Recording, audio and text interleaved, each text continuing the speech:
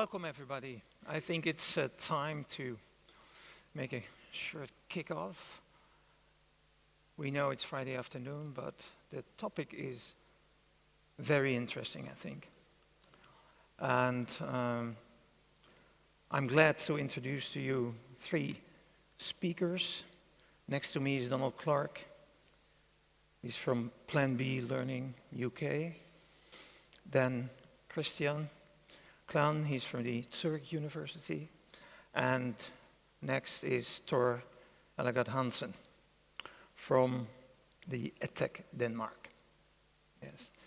What we will do is each of these men will talk about 10 minutes, and the idea is that the rest of the time we would like to have a conversation and solve all the problems you might have, or think about other things, but that's about the idea.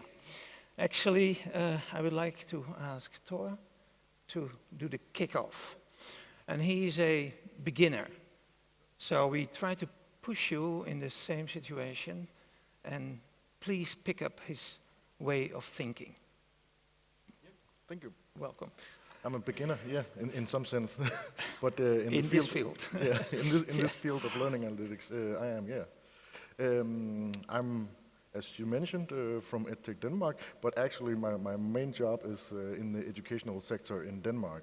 And we just started using, about a year ago, started using learning analytics to try and look at what the students are actually doing and how we could use that to feed back to the students.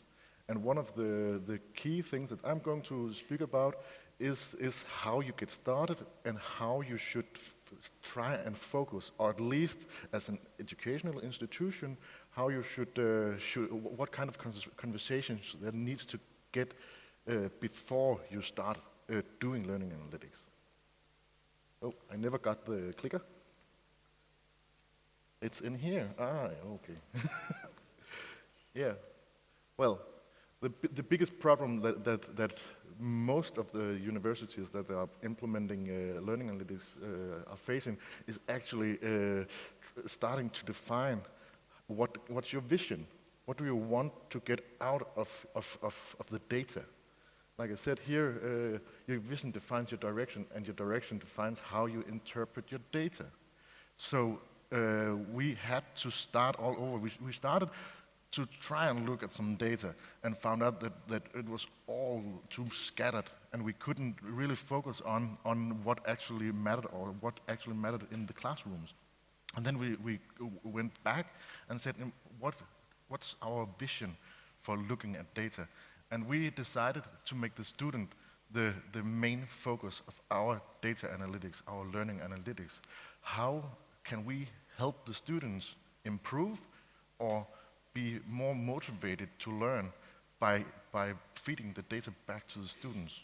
And it was a hard journey, but we managed, and it actually led to a lot of good conversations, both on a management level in our institution, but also for students and teachers to have this discussion of how we could interpret data to push back to the students and let them own their own data. And that's quite a process. One of the next things is that you also have to be aware all the time that the data are not a person. It can tell you something about a person, but not all.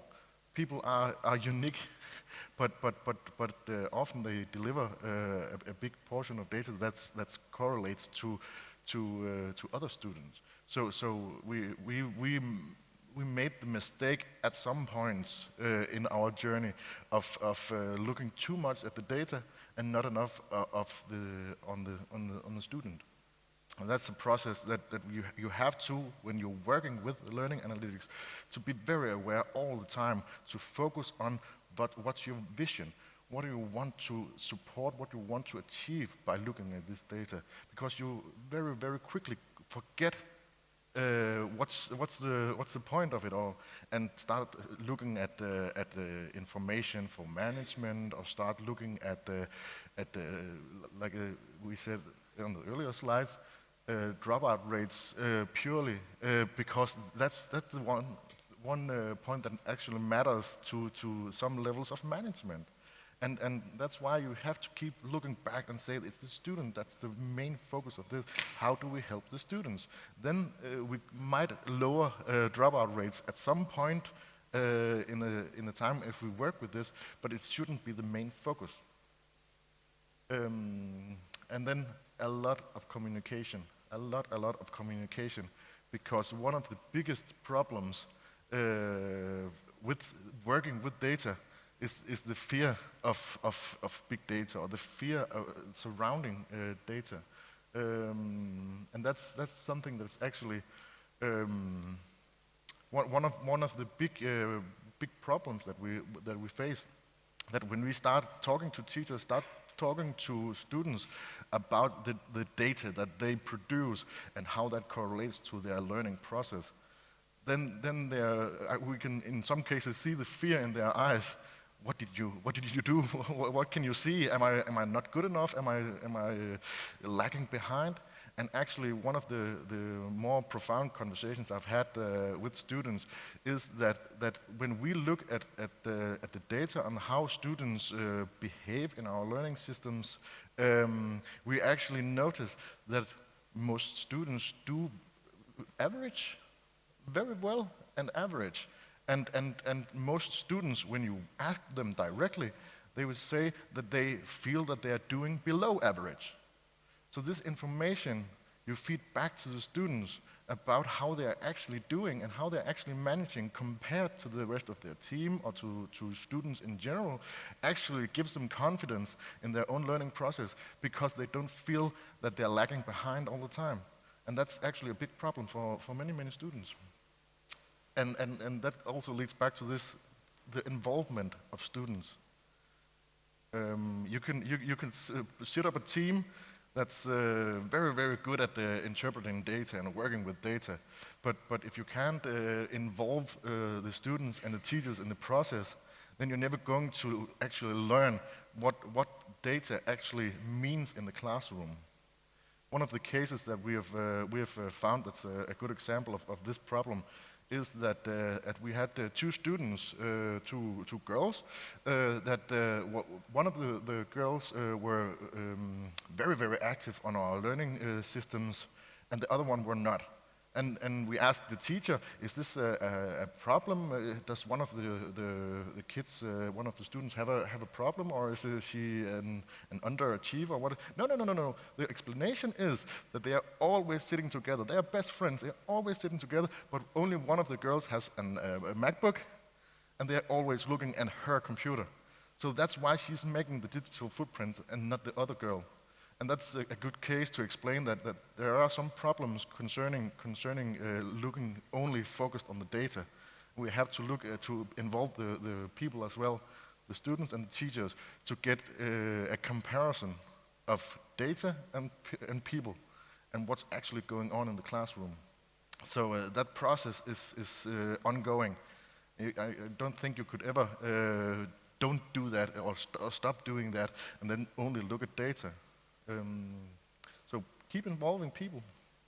And as I said earlier about this fear, one of the hardest part that we encountered while working with learning analytics is the preconceived notion that data and analyzing is something evil, or something that wants to take something away from me because you have a lot of stories like Cambridge Analytics and so on. So you have a preconceived notion that when your institution starts using these analytics tools, then they are only doing it to get my data and to bash me on the head with it and tell me I'm not good enough. And that's also leads back to my vision from the start of this talk, that we actually found that it was immensely powerful to start up by telling the students that we are doing this to help them, and we are doing this to try and feed the information about their own learning process back to them. And that's a big part of it. So to wrap it up, my 10 minutes. When you get started with learning analytics, start by defining your vision. What do we want to do? What do we want to achieve with learning analytics? What is your goals and who's the focus? Is it management? Is it teachers? Is it something else? Or is it the students? Because that defines how you interpret data along the road. If you decide to look at data from a management point of view, you find data to evaluate that kind of vision. But if you look at students, then you find data that actually says something about them and their process. And then again, communicate and involve. Yeah, that's it. Thank you very much. Thank you very much. And in time, wonderful. Yeah. Thank you. Yes. The next speaker is Donald Clark. Okay. Please go ahead. Hi there. About 6 years ago, I decided to focus my life down a little bit since I found myself doing too many things simultaneously, and I picked a technology that I had been involved in all my adult life since I was a student, and that was artificial intelligence.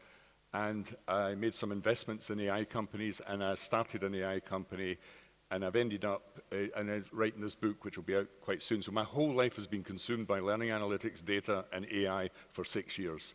And I chose that because I think it is the dominant technology for the next 100 years, probably. And it will be the dominant technology in learning also.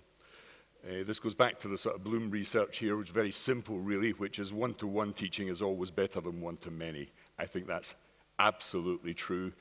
Peter Norvig, head of research at Google, says there's only one paper you should read in terms of e-learning, and that's it. So I recommend Bloom's 2 sigma problem.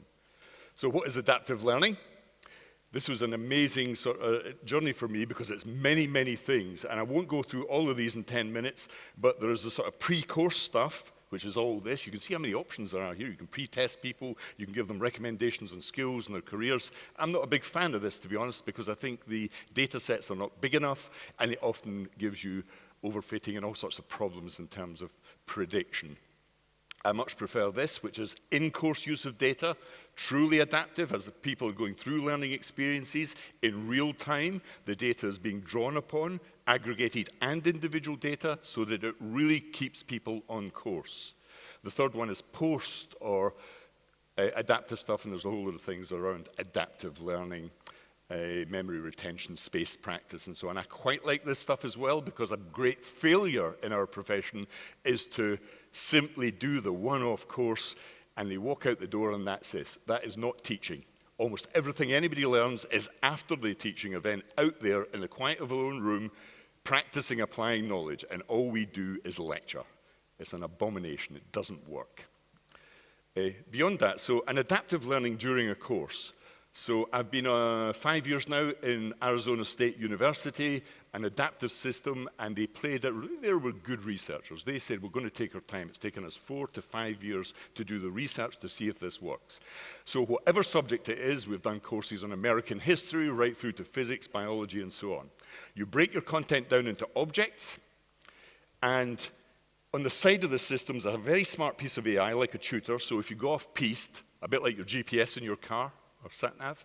So if you're driving from Berlin to Leipzig, you go off-piste, it gets you back on course again because it knows not only what everybody else who has ever taken that course has done, but what you need at that time. I've taught maths, believe me, that's what you need if you're teaching maths. So everybody vectors through the course according to their own need, okay? Terribly important. What were the results of this? Well, in year 1, we had really quite remarkable results, really, in terms of attainment. This is a Biology 101 course from 78 to 82%. Doesn't sound like much. Believe me, in education, that's huge. Absolutely huge. And of course, you get a correlation with dropout. You just don't get kids failing, and they also have a student loan. Not good. Beyond that, we then went even further. This was working with experienced faculty and instructors. This stuff works well when you've got really good experienced teachers, at least 2 years experience teaching. Again, great results. Did students like it? They loved it because they were passing their exams. Don't be under any illusion about students and critical thinking and intellectual journeys at university. Most of them are there to get a degree and pass those damn exams. You know, they're quite instrumental. Beyond that, We now went up to the 94 threshold in these things. This was great because hardly any kids, you'll never get 100% because some kids will always drop out for whatever social reasons there may be. But if you get up to the 90, 95, then they will go on and get that degree and succeed. Did faculty and the organization like it? They loved it. So we produced a number of courses, everything anatomy, physiology. We then got some quite good external branding. This is the American Psychological Association. Why every university in the world invents their own anatomy course and their own psychology course it's completely beyond me, especially the 101 courses. It's completely beyond me. It's a cottage industry, which is why, as Shirley says, the costs have got astronomically. It's a morally bankrupt system. We're actually bankrupting nations with our higher education system. And this was so successful that Arizona have now got the world's first adaptive learning degree, an entire degree course using one adaptive platform. In fact, they will buy the company. And it annoys me, this is European technology.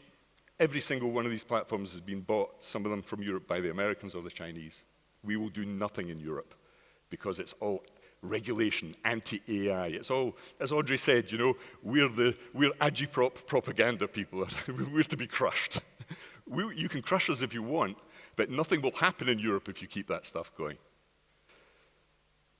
Let's turn around into workflow learning, because at the same time I was looking at how you might do this in big companies.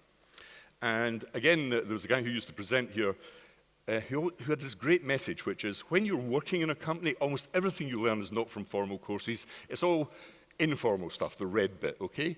But training people spend all their money on formal courses. Spend all their money on compliance training, trying to make you conform to the organization, all that terrible, you know, compliance stuff, accusing the people of unconscious bias or whatever the latest fad is in the training world. Here, however, we have an opportunity of doing something quite interesting. We did have LMSs that were all about managing data and managing learning. That didn't work, did it? How many people loved their LMS? How many learners really love that e-learning stuff you give them? You know, if I see another hokey little cartoon with 3 faces and you press on a face and you get a little speech bubble coming out, I will die a death. You know, God almighty, what are we doing? Playing around with that stuff. Text, graphic, multiple choice question. As if I was 9 years old. And of course, we have the technology now to do this very, very smartly. So learning experience platforms are coming around. And if you see the organization as like a complex ecosystem where people are looking at YouTube, Google, using external resources, using their mobile, doing all sorts of things, that's how people really learn, then you gather that data and you can do wonderful things with the data and analytics. But you need the technology. And you've got to see this in terms of 3 things, really. The learning experience layer, online, the middle layer, and this big one, the data and insights layer. And everyone should be looking at that and building upon that as we go forward. But this is how complex an ecosystem can become. The learning experience can be interfaces and all sorts of things, LMSs, LXPs. The middle layer can get incredibly complicated as you're drawing on your face-to-face courses, the sources that your learners are using from outside the organization, and the internal stuff. But what you need is one place to put it, and that would be a learning record store. Learning record store. If you don't have one, get one. You can go into Learning Locker. It's open source. Just start doing it now, and you'll have made that first step. This is how really complicated it becomes, so it's quite frightening, but you won't be able to manage this without storing your data in a sensible place. Again, don't worry about the detail here. There's just thousands of things in the learning ecosystem now, and you have to find some way of harvesting it, bringing it into your mindset, and making good decisions. It's all about decision making. The data side of things. So if you do get a learning record store, the sort of things you may want to do is use XAPI, because that just is it's the specification of the age. Just do it. Get rid of SCORM. Don't use SCORM. That was the big trap that we've been in for 20 solid years now. You'll be able to manage your GDPR, regulatory problems if you have a single place to collect this stuff. You can collect it from multiple sources. You can have nice dashboards. I don't think dashboards are particularly useful. I think that's an excuse for doing nothing very often, having a dashboard. You can have it multi-tenanted for different departments, different parts of the organization, and so on. So that's the solution there. And have a look at this, because Microsoft are already doing this. The next massive Microsoft product is a thing called Cortex. And you may be writing a document in Word, about blockchain, and you mention blockchain, and up will come a little card, and it will mention and find the 3 people who are experts at Microsoft on blockchain in real time. All done because they have a good data layer, and they're using AI to find what you need at that exact moment, which is how most learning works. You have a need, an emotional need, and you want to know something.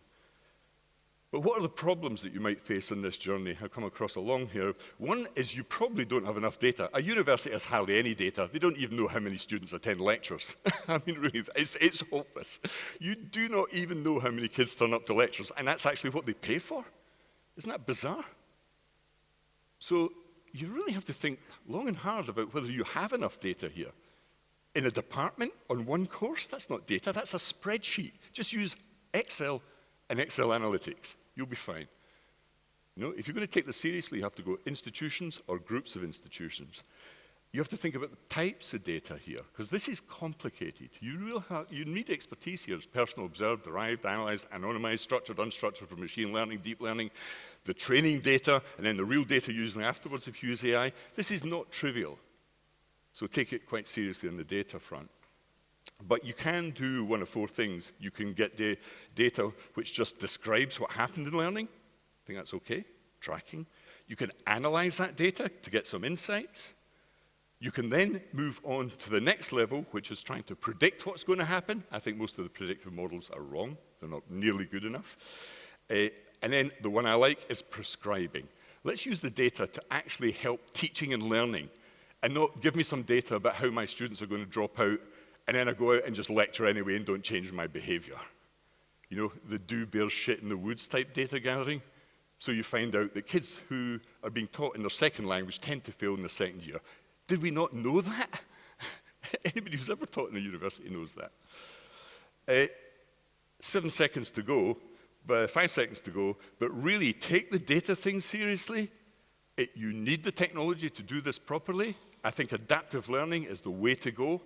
I think this will revolutionize higher education and tackle Shirley's point that she was mentioned this morning. If we've got federal debt in the US of $1.4 trillion and keeps rising, you can't just build buildings and tinker with this stuff. You've got to do something radical to reduce that cost if you want to go to Africa and solve their problems. And we ain't doing that by simply tinkering. Okay, thank you. Thank you very much, Donald. Thank you. So, we try to provide you with insights, and hopefully you're still there. The next speaker is Christian. He will mainly talk about experience, using adaptive learning, but also using, of course, learning analytics in that sense. Go ahead, please. Yeah, thank you. My name is Christian Glan. I work at the University of Applied Sciences in Zurich. And I'm also education chair of the European Association for Technology and Learning. And I'm involved in the executive board of the IMLearn, who runs the World Conference on Mobile and Contextual Learning. So what I love is doing education. I like teaching with technologies, and I like to build things and create experiences and design experiences for our students to have really a better thing. And today, a better learning live. So what I like to talk to you about is about multimodality and learning analytics using the XAPI platform, which Donald nicely introduced already.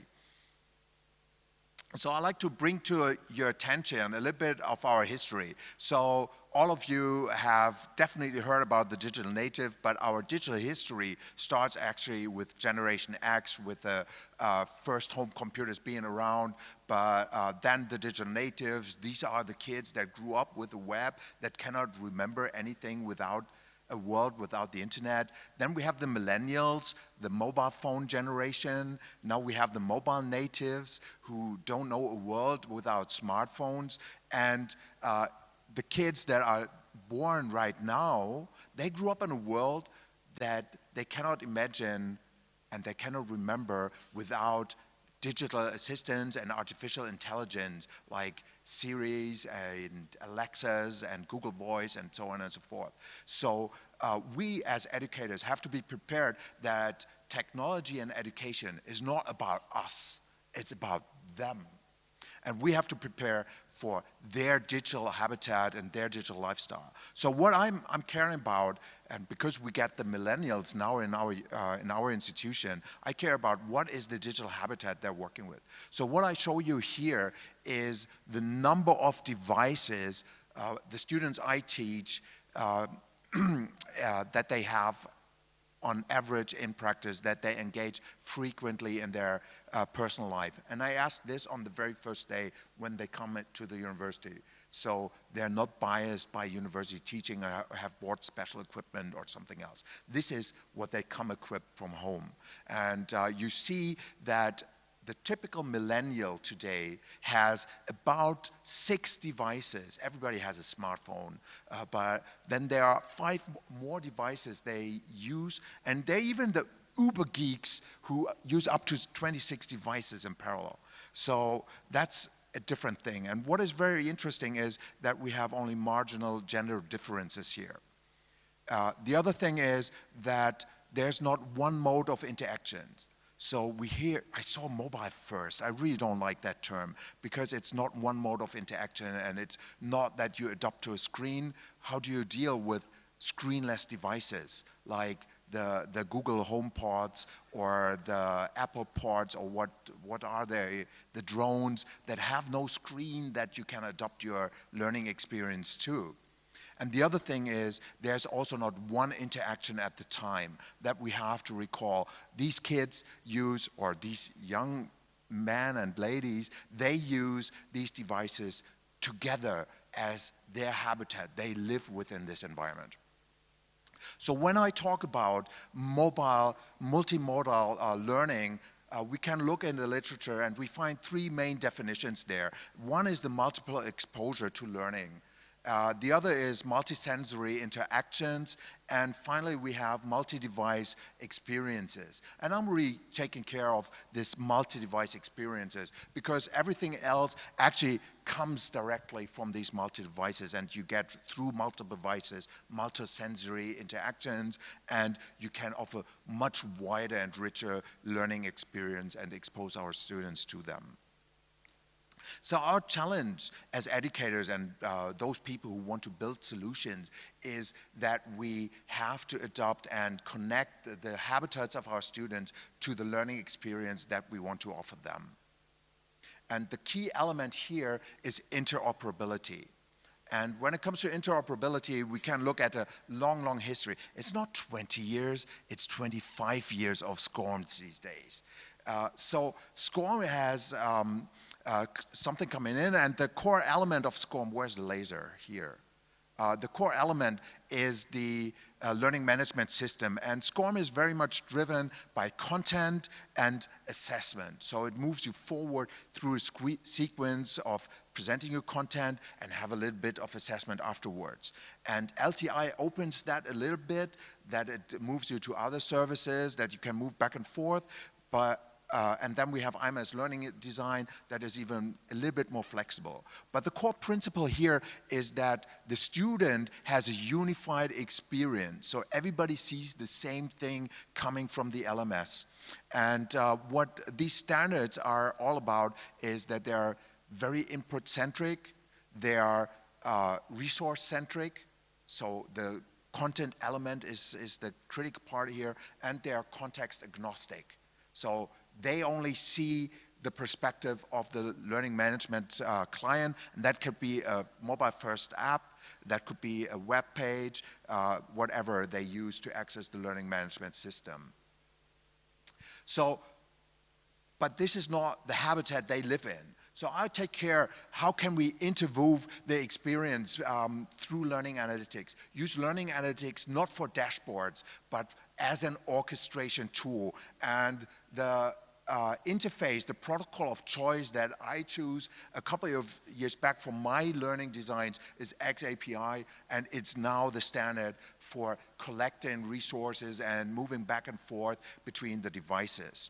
And I won't dive too much into the specification. 3 years back, I had a small XAPI primer, so you can go to that URL and get a more into-depth view on privacy, XAPI, and how do we deal with orchestration. But when it comes to XAPI, we have a much richer environment. So in the center, we still have the learning management system, and it lives with 4 key components, which is still the content component. It's the XAPI learning record store, but it's also identity management and access management. Who is enrolled in your courses, who can see what at what time, then we still have the assessment component to it.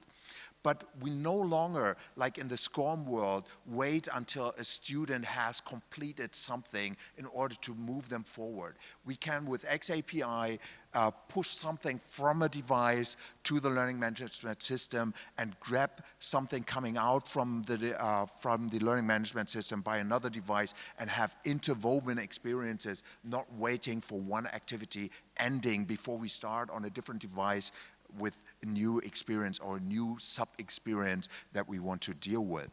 And we have plenty of devices in this ecosystem, and XAPI allows us to capture these different elements and the information and the kind of experiences that the student performed there.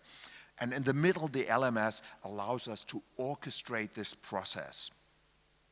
So as I see it, this brings us to a new way of learning experience design. Rather than sequencing material, we use learning analytics in order to have analytics-driven learning orchestration. And that's the key element that you should take away.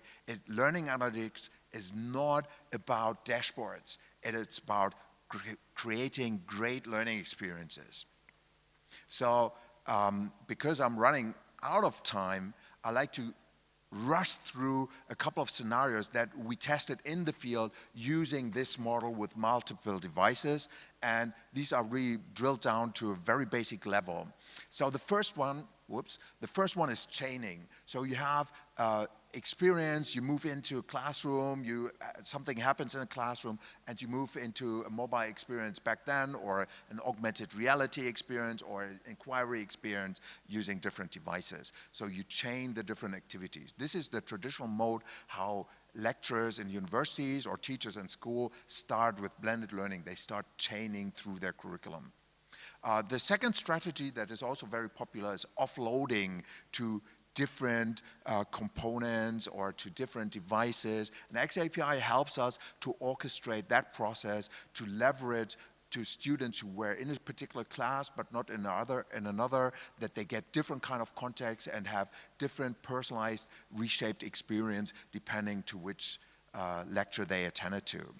Then we have, of course, personalization. That's also an adaptation strategy. So we can offer through the analytical elements to students who pass certain kinds of assessment. We can give them additional material or less material than other groups that pass or do not pass other assessments. But for the students, the experiences could be very similar or even the same.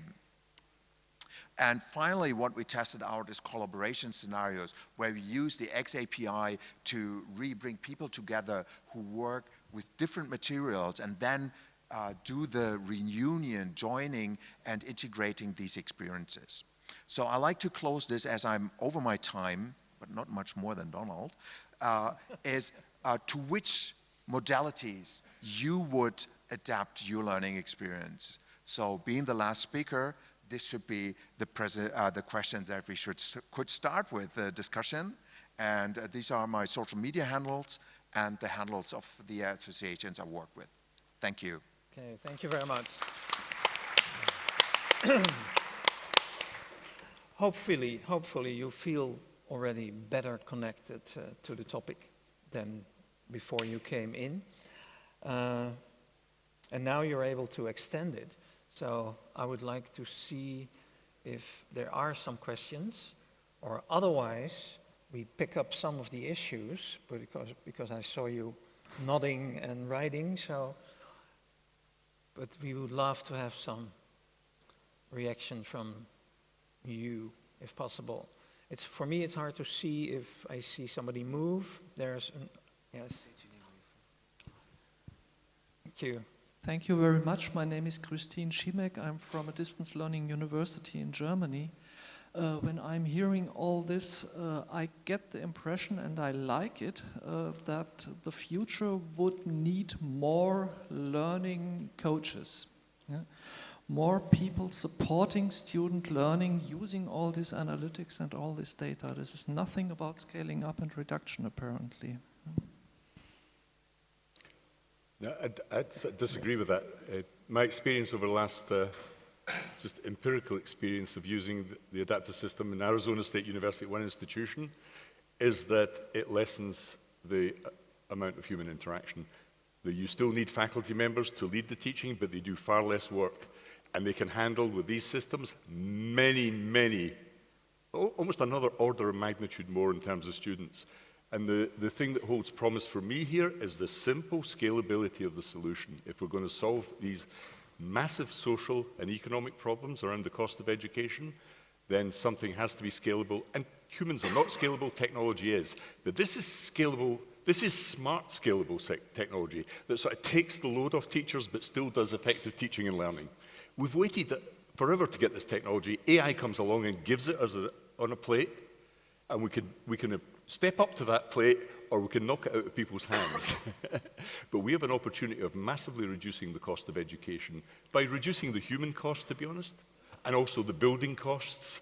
You know, I travel universities all over the world. I've yet to see one that doesn't have a crane standing there, building yet another building. Does that go hand in hand with improving education? Well, I think it does, because the measurable output is, do students like it, do they accept it, and do they do better? Teachers are always a means to an end. They're never an end in themselves. You only teach to improve students. I'm tired of hearing everything about teachers all the time. I've taught a lot in my life, but I only teach because the outcome is the cognitive improvement of students.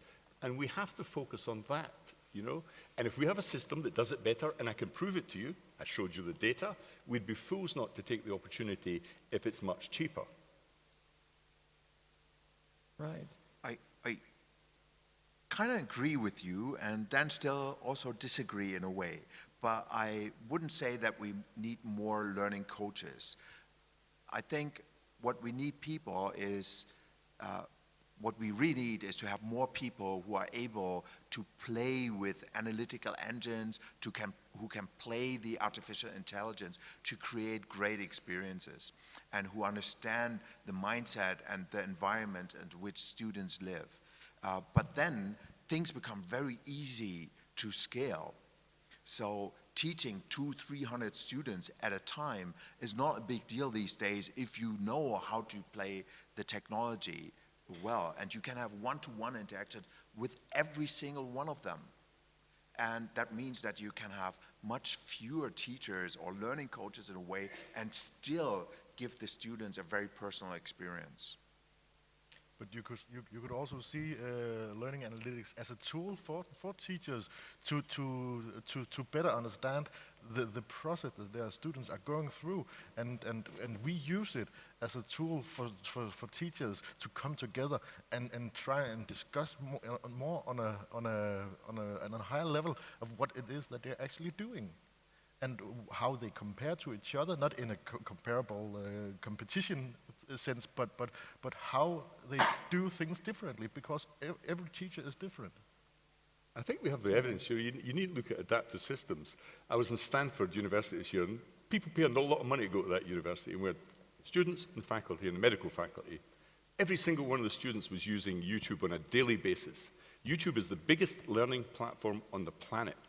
Almost every student uses it, and it's mediated by an AI search engine underneath it all, as is Netflix, as is Twitter, which you're probably using, as is Facebook. You use it all the time. We'd be fools not to pick up on people who already reach billions of people with their software and not say, yeah, that's maybe what we need in learning. Yeah. I think that would be foolish. I hear you say that education has the responsibility to... Morally, yeah. Morally, yes. Okay. Other questions? Shirley in the front. Yes. In the front row, almost. The second row, the lady. Yes. Thank you. Hi, I'm Shirley Alexander from Australia. Can I just clarify my understanding, Donald? Are you saying that this adaptive learning should replace on-campus institutions. Is that what you're saying? Not necessarily, wholly and utterly, but it should certainly replace the amount of money that is currently being spent on expanding the campus model. Okay?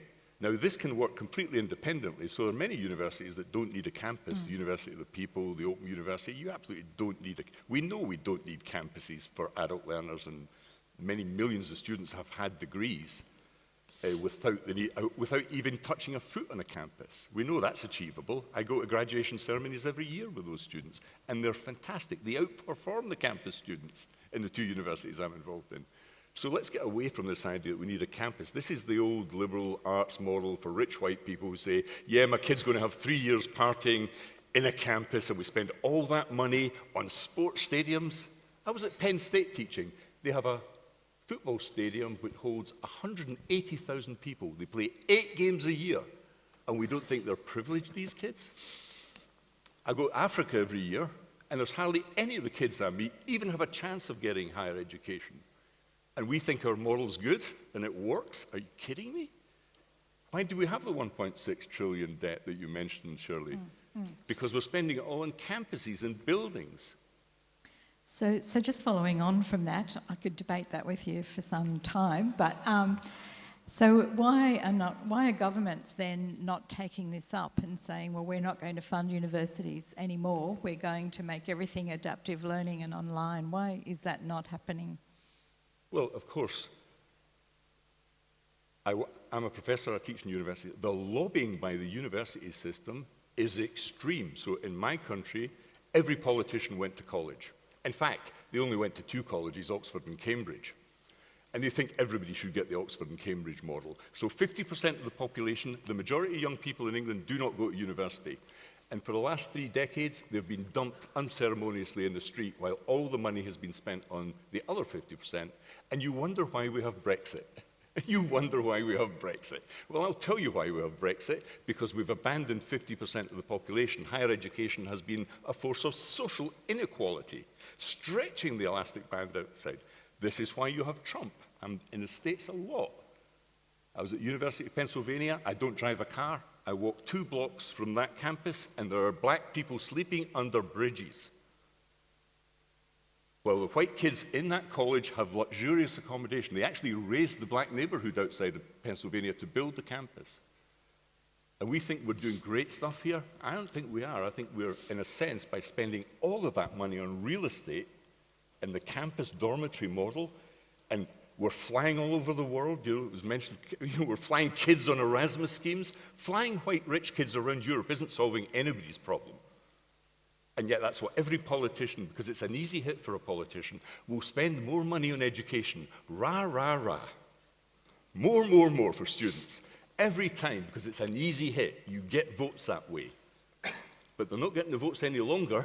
Look at Brexit. Look at Trump.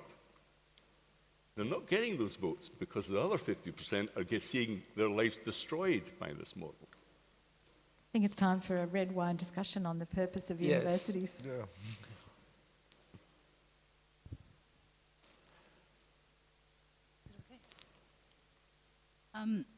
I don't know, I may be going against my current job as I work in an online programs team. But I wanted to ask, do you think that there are certain subjects or areas that wouldn't fit this adaptive learning? Because I was part of a discussion yesterday, and a lady was talking about Shakespeare, and I guess I'm not a millennial, so maybe I'm an old generation, but I feel like it really depends on how you define education. And for me, you can define education as learning the plays of Shakespeare by heart, knowing all his biography, but you're not going to be able to analyze what he's written. Because there is an emotional, cultural element, that may be needed in these analyses, and I feel like sometimes online is limited in these ways. So, oh my God, this is old school thinking. I don't think that that there's a subject that cannot be taught through technology or adaptive models.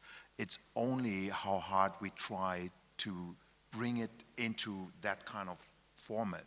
It's the same way as you would practice towards teaching somebody to present Shakespeare on stage, but why not do a movie out of it? Yeah, what's wrong about it to do something that goes online or a multimedia story out of it? It doesn't really matter. It's a way of thinking, and it's a way of thinking from the teacher's perspective of their educational experience and of their habitat. And when I ask my students when they come in, they have a very distorted feeling about their digital environment. They think they use much fewer devices and they're much more located and anchored in the analog world. But when they see their data, they realize, oh my God, we are fully digital. We're almost cyborgs. So we really need to rethink as educators from their perspective, what would be the world like they live in, not us. And you can translate that. There's nothing against literature. There's nothing against this reflection element that you mentioned, but it's the mode and the experience that you choose to communicate that. Actually, I don't agree totally. I would say that in my opinion, there are fields of knowledge that you have to have some sort of personal relation in order to achieve. Especially in the pedagogical world, there are some fields that you can digitalize. But I would, on the other hand, agree that a lot of social relations and a lot of social learning, which we normally say that you have to be together in a room to do this social learning process, this problem-based social learning, is you have to be in a room. And I don't agree on that at all. You could do that online, no problem. But I'm talking multimodal, not online. This is what we tend to confuse from the web experience, is that we teach and learn through technology.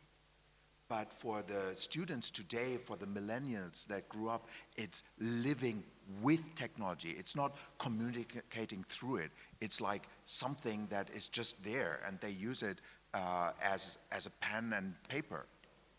It's the same thing, and we really need to reset our mindset towards understanding how they live with and how the world has changed through the multimodality compared to what we used to grow up. Nobody would think in the analog world that when you have a book and a notebook next to it, that you have to close down your notebook when you want to read and close down the book when you take notes. But this is very often what happens when you work in online environments. So with the multimodal experience, we really need to rethink what we have learned and step a little bit back from our own learning experience from the past and look with an open eye to the world our students live in. Yeah, I had an interesting discussion with a dean of our institution about 4 or 5 years ago when we started online programs, because he was saying, I don't think online is a threat to our in-person teaching, etc., because the quality of exchange is different when you're in a person with people.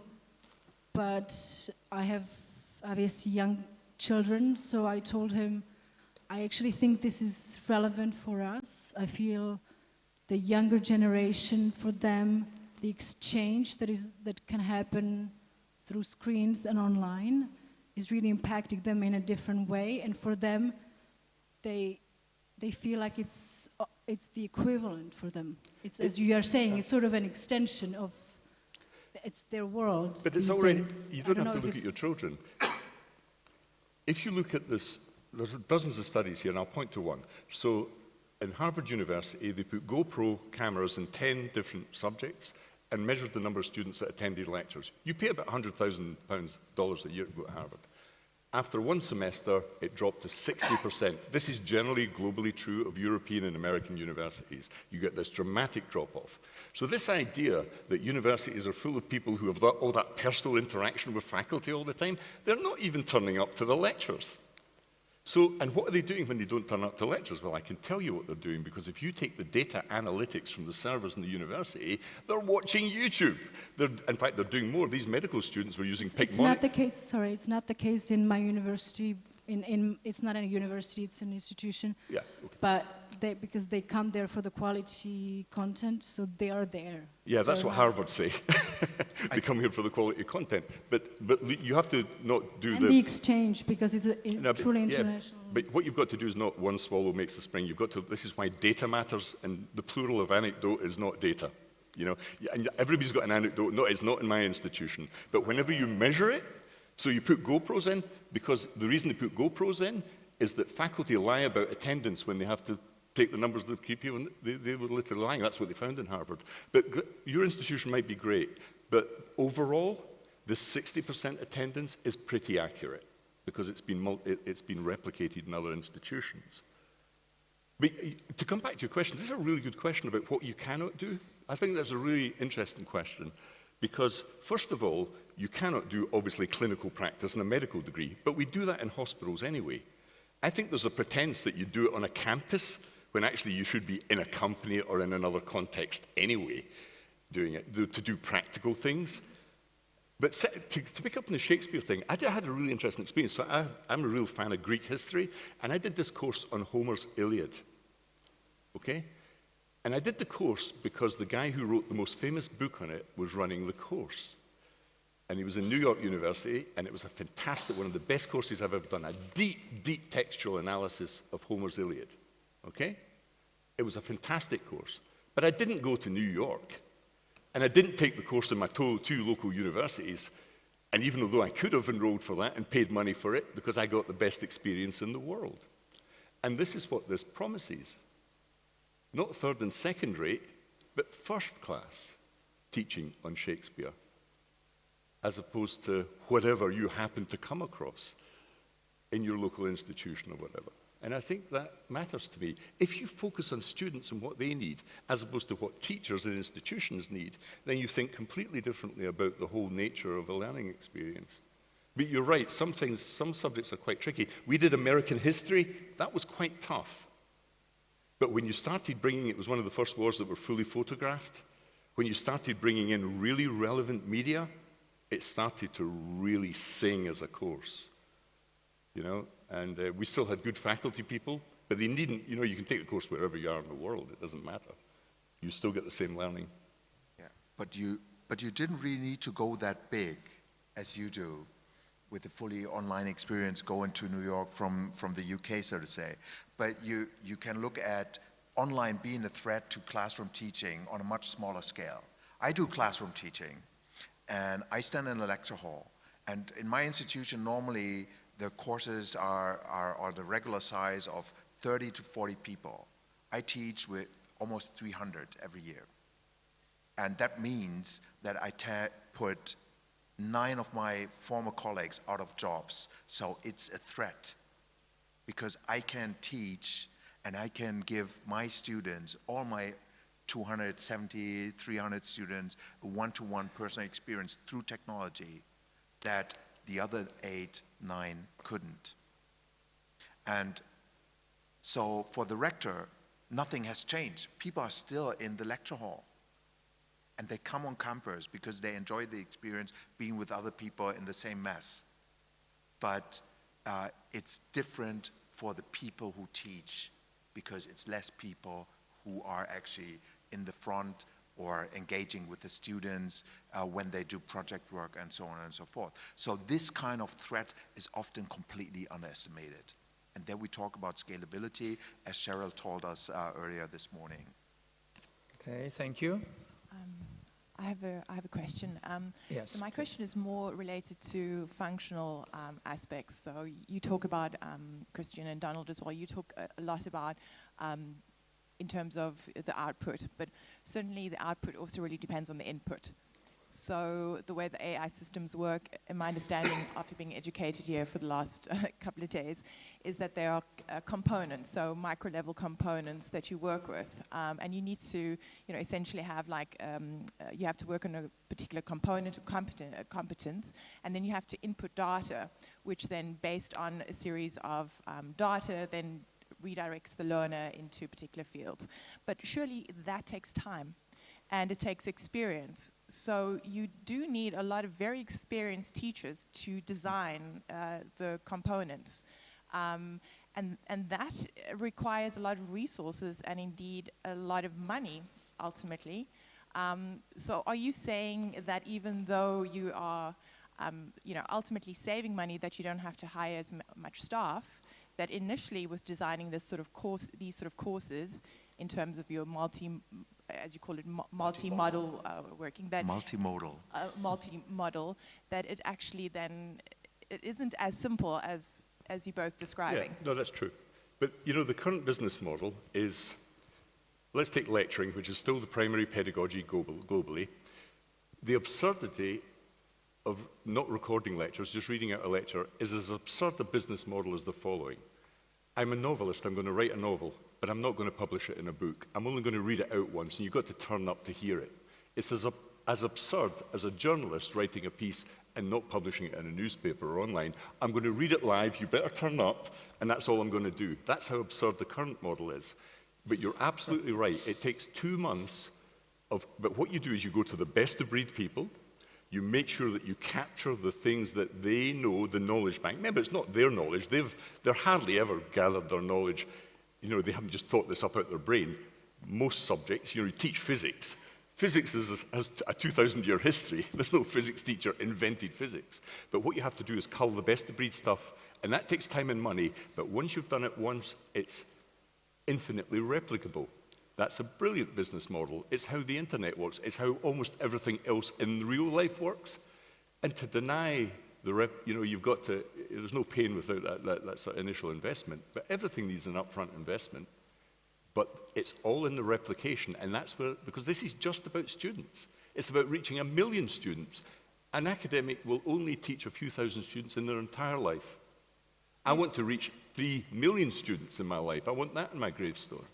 But I agree with that, and I think I would absolutely agree with that. But coming back to the topic of that, can we teach all types of courses like this? Yeah, you can. I think. And isn't there? So what standards are we going to be using? If we're going to be teaching Shakespeare, for example, which lens are we going to be looking at Shakespeare from? Are we going to be drawing academics from Europe, or are we going to consider Africa? Are we going to consider the US? As sitting in Germany, but being a South African, I know that there's a particular bias in terms of how we teach or which standards we apply. And if we start talking about having standards and systematically, imposing that, so to speak, for lack of a better word, on individuals, shouldn't we be very careful with which academics we choose to formulate these components? What's more important is the students. Yeah, sure. Maybe we should drop this whole notion of standards. Technical standards are okay, so technologies can communicate to each other, so we talk about protocols. But when it comes to teaching standards, as Donald says, we produce one thing once, and that's one perspective from probably a good lecturer. Why not generate a different perspective by a different lecturer? Why not? We have the technology, and we can replicate as many opportunities that we want. And as more opportunities and perspectives that we generate, the more flexible adaptive engines can generate. And we have different pathways, and not only the standard way. We should re-drop this notion. But then I agree that we really need to be careful what kind of skills do you need to have.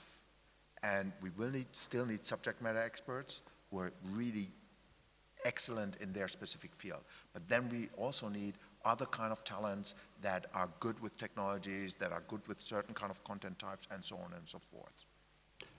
I'd just like to say something really important on the racial issue here.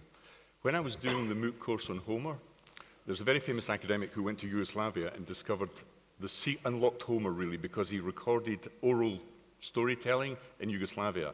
And from those patterns, you could tell how the Iliad had been not written, in fact, but spoken.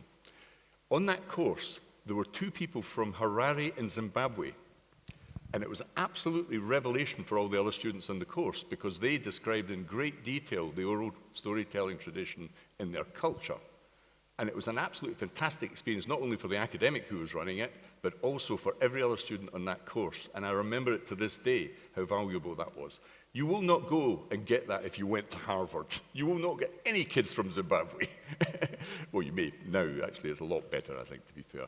But this is the sort of things that this can open up. You know, the more people, more perspectives you have. This is why the little 50, 100 student course thing is rich kids, you know, spending a lot of money on them only and excluding all these other people. This, if we make it cheaper, make it scalable, we embrace the whole world here. It was a fantastic experience for me personally.